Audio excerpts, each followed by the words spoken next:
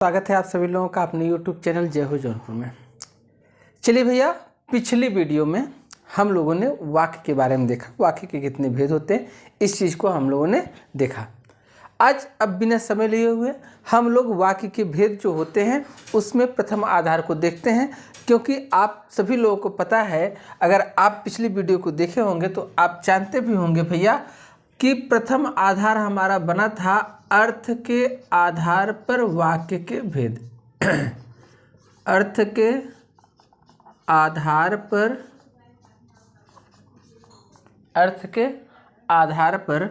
वाक्य के भेद।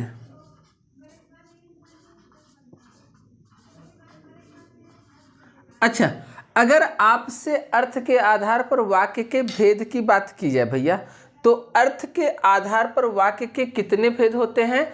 तो अर्थ के आधार पर वाक्य के 8 भेद होते हैं। कितने होते हैं? 8 होते हैं। अब इसमें देखिए 8 भेद होते कौन कौन से हैं आपको बताया गया था, पिछली वीडियो में सबका नाम लिखवा दिया गया था। तो अब करना कुछ नहीं, वहाँ से हम लोग एक एक नाम को उठाएंगे और एक एक नाम को पढ़ते चले जाएंगे। ठीक, तो पहली बात हम करते हैं भैया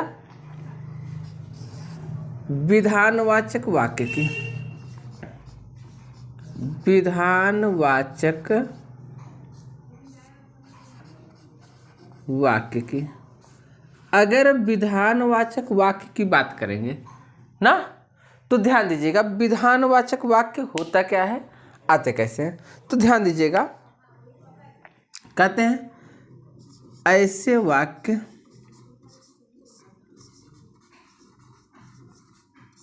जिसके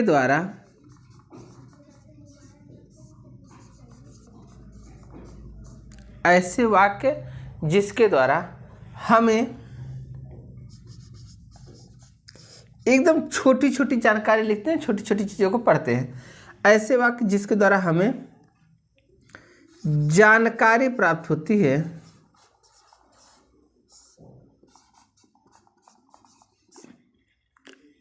वही कहते हैं ना, ऐसे वाक्य जिसके द्वारा हमें किसी न किसी प्रकार की जानकारी प्राप्त होती है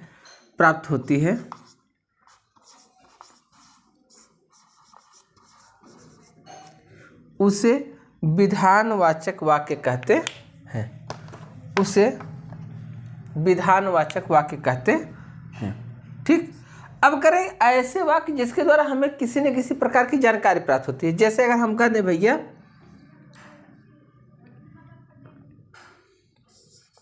बाहर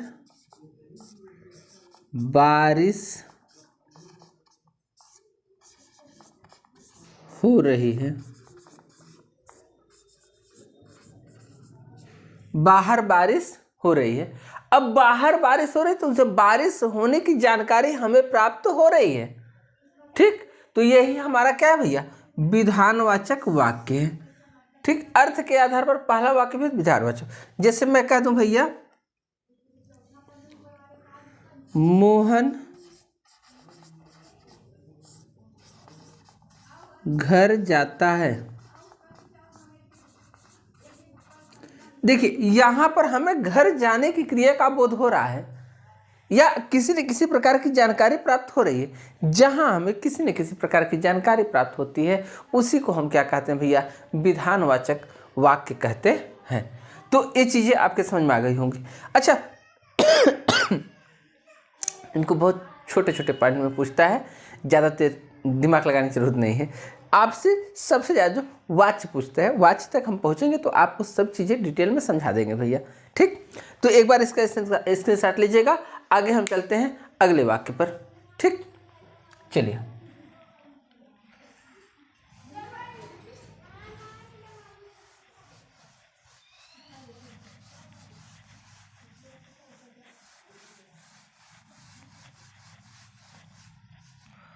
आइए बात करते हैं अगले वाक्य की। अगला वाक्य है भैया आपका निषेधवाचक वाक्य।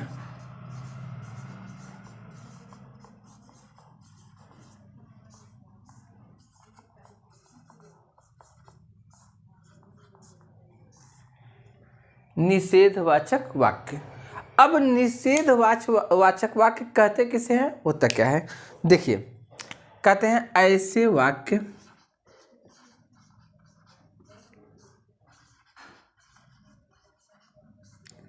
जो निषेध का मतलब इनकार कर देना, जो नकारात्मक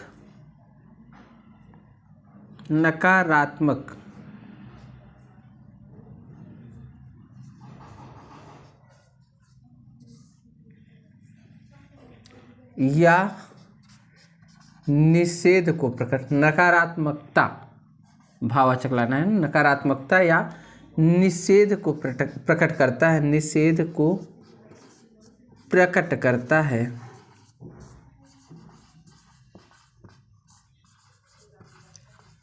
उसे निषेधात्मक वाक्य कहते हैं। ठीक, जो नकारात्मकता अथवा निषेध को प्रकट करता है भैया, उसे सीधा सीधा हम क्या कहते हैं, नकारात्मक वाक्य या निषेधात्मक वाक्य कहते हैं। जैसे मोहन बाजार नहीं जाता है। अब इस भाव से मुझे साफ साफ पता चल रहा है कि मोहन की जो बाजार जाने की क्रिया है वो नहीं हो रही है। ठीक, ललिता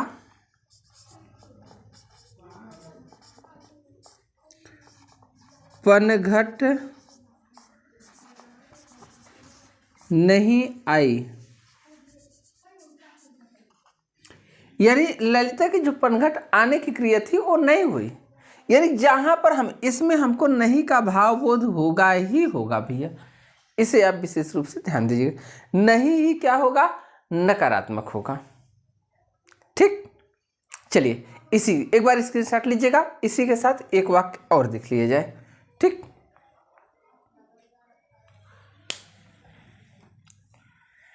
मोहब्बत एक एहसासों की पावन सी कहानी है, कभी कबीरा दीवाना था, कभी मीरा दीवानी है। ठीक, चलिए भैया आइए देखते हैं आज्ञावाचक वाक्य। ये थोड़ा सा समझने की बात है। आज्ञावाचक वाक्य की अगर बात की जाए भैया, तो इसे कहते हैं कि ऐसे वाक्य जिसके द्वारा, ऐसे वाक्य जिसके द्वारा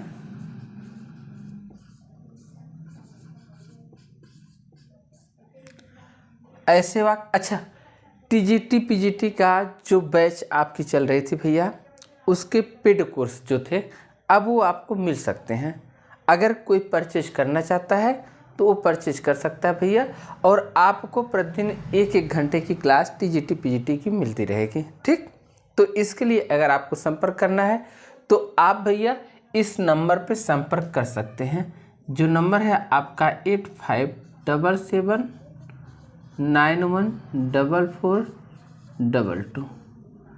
ठीक, इस नंबर पे कॉल करके आप परचेज कर सकते हैं। ठीक, यानी टीजीटी पीजीटी नेट के कोर्स को, हिंदी का कोई भी कोर्स हो, व्याकरण भी हो, तो आप इसको खरीद सकते हैं। ठीक, और आसानी से पढ़ सकते हैं। ठीक, ऐसे वाक्य जिसके द्वारा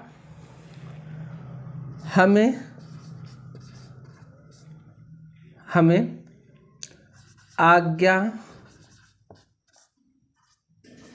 उपदेश, देखिए उपदेश भी आज्ञा में आता है, आज्ञा, उपदेश तथा प्रार्थना। प्रार्थना आप भले सोचते हैं हम भगवान को मनाते हैं, लेकिन वो प्रार्थना नहीं है, आदेश है। प्रार्थना आदि का बोध होता है, आदि का बोध होता है।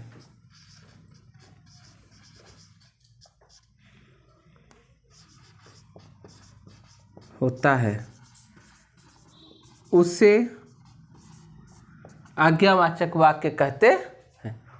क्या कहते हैं भैया, आज्ञावाचक वाक्य।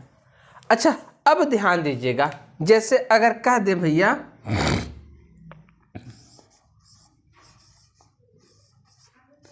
वृद्धों की सदा सेवा करो। वृद्धों की सदा सेवा करो। अब ध्यान दीजिएगा, वृद्धों की सदा सेवा करो यानी सेवा करने की आदेश। अगर यही मैं कह देता वृद्धों की सदा सेवा करो या वृद्धों की सदा सेवा करना चाहिए, तो भी एक कह नहीं रहा, प्रत्यक्ष रूप से नहीं कह रहा भैया, लेकिन है क्या, आज्ञावाचक ही है। ठीक। अगर कहते भैया पूरा रो रो के हे प्रभु